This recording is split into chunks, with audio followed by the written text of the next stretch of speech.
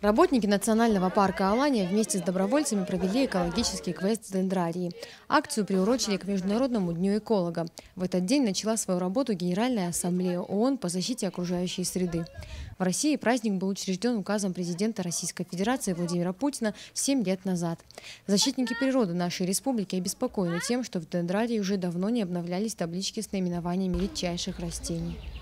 Сотрудники национального парка Алания приехали сюда вместе со студентами.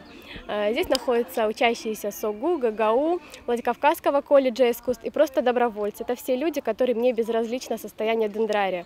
Дендрарий по-настоящему уникальное место. Здесь собраны деревья, которые находятся в республике, а то и на Кавказе в единственном экземпляре.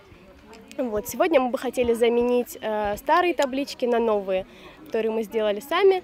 Они деревянные, будем надеяться, что впоследствии нужные структуры заменят их на металлические.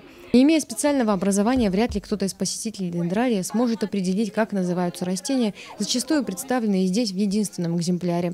Школьники или студенты могут прослушать множество лекций о видовом разнообразии растений, сидя в аудитории, но живое общение ничто не заменит.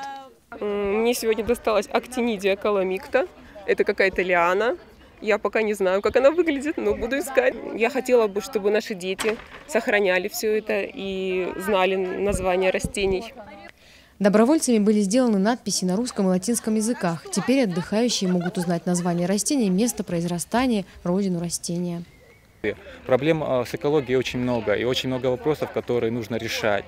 В рамках даже нашего дендрария, любимого всеми жителями города, мы можем видеть огромное количество людей, которые здесь отдыхают с детьми, которые здесь занимаются спортом.